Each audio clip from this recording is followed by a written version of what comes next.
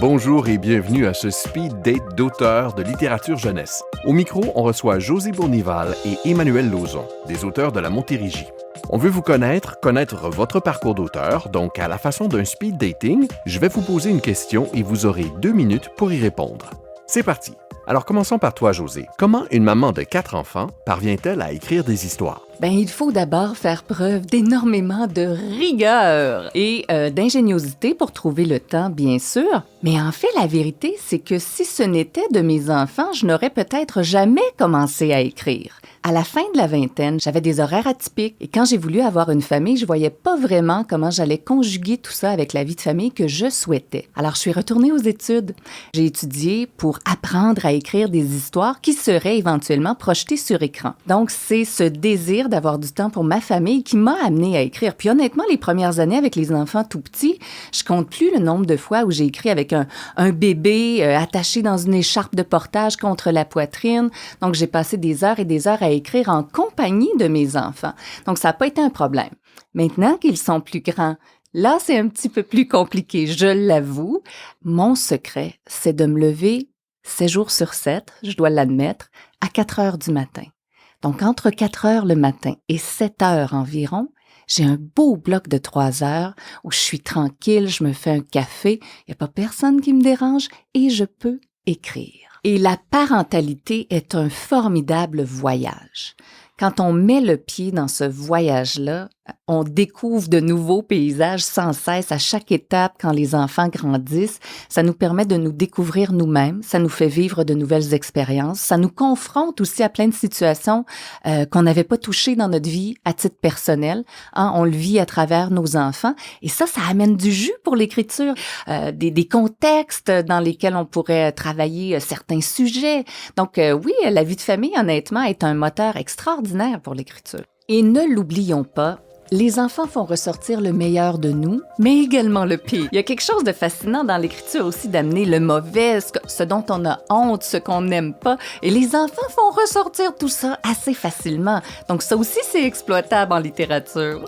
Et maintenant, une question pour toi, Emmanuel Lauzon. Un ancien décrocheur qui devient auteur, c'est pas banal. Qu'est-ce qui s'est passé entre les deux? La question à cette réponse, je pourrais y répondre pendant 1h30, mais bon, à la base, décrocheur scolaire qui aimait pas l'école, qui avait de la difficulté, qui a un TDAH, un trouble du déficit de l'attention avec hyperactivité, qui a fini par lâcher l'école à force d'échouer puis de se sentir nul. Mais le lien avec la création littéraire, c'est la création, c'est la créativité. J'ai toujours été quelqu'un qui avait un énorme besoin de communiquer. Fait que ça, ce filon-là, il a toujours été là. Mais je dirais qu'une espèce d'élément plus qui est vraiment à la base du développement de mon intérêt puis qui m'a amené éventuellement à écrire, c'est que j'ai travaillé pendant longtemps comme animateur de foule, en fait. Et un jour, il est arrivé quelque chose d'un peu spécial. La compagnie pour laquelle je travaillais offrait en parascolaire dans les écoles primaires des cours très variés. Et il avait vendu dans une école primaire un cours de théâtre. C'était pas moi qui devais l'animer, c'était une comédienne metteur en scène qui, à la dernière minute, a eu un autre contrat. Et mon patron s'est retrouvé dans l'embarras, savait pas quoi faire. Il m'a demandé de lui sauver un peu la peau et bon, j'ai accepté. Mais j'ai jamais fait de théâtre de ma vie. Alors, je cherche une pièce de théâtre. Je trouve rien, en tout cas, qui me plaît et qui leur plaît. Tu sais, j'en loue quelques-unes à la bibliothèque et un peu de façon très, très impulsive et spontanée. J'ai dit, un peu comme découragé, mais sans que ça apparaisse devant les élèves. Je dis, ça semble difficile de trouver quelque chose. Voulez-vous que je vous écrive une pièce? Tu sais, je voulais pas les décevoir, alors je me suis assis. Et j'ai écrit une pièce et j'ai envoyé vraiment à tout hasard à une maison d'édition. Puis ils l'ont publié. Je vais le dire, ça a littéralement changé ma vie. Éventuellement, j'avais envie d'écrire un roman au jeu. Comme je l'ai un peu dit, j'ai un TDAH et les lecteurs-lectrices, ils se mettraient dans la tête de quelqu'un qui vit ça pour un peu mieux comprendre. Pour moi, c'était comme une façon de faire la paix avec ça. Ça a très bien fonctionné. Ils font encore aujourd'hui, 10 ans après, c'est mon roman qui, d'année en année, se vend le plus. Et ça a littéralement fait décoller ma carrière. Puis là, après... ça a déboulé pour moi, puis il y a rien de ce qui est venu après. Invitation dans des salons du livre, conférences, présentations, ultimement du rap, du slam. Puis à un moment donné, j'ai abandonné mon travail pour me consacrer à temps plein à tout ça. Vous voulez en savoir plus sur nos auteurs invités? Participez à la table ronde La littérature jeunesse pour faire réfléchir sur les différences qui aura lieu en matinée le dimanche 2 avril au complexe Élodie P. Babin à Saint-Philippe.